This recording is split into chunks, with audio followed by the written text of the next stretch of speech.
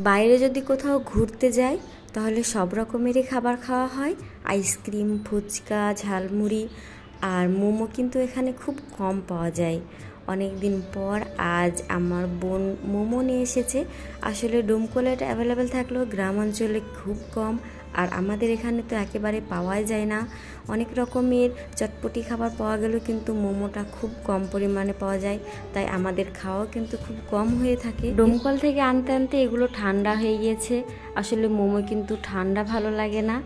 আর এখানে ছিল চিকেন মোমো আর ভেজ মোমো, আর সাথে 3 রকমের চাটনি ছিল। সবগুলোই কিন্তু আমার খেতে ভালো লেগেছে। আর তোমরা যদি মোমো খেতে ভালোবাসো তাহলে অবশ্যই কমেন্টে জানিও। আমার কিন্তু এই খাবারগুলোর মধ্যে ফুচকা সব থেকে বেশি প্রিয়, আর আমি কিন্তু কোথাও গেলে ফুচকা সব থেকে বেশি খেয়ে থাকি। তোমরা ফুচকা ভালোবাসো না মোমো ভালোবাসো অবশ্যই আমাকে একটি কমেন্ট করো। Thanks for watching. Allah Hafiz.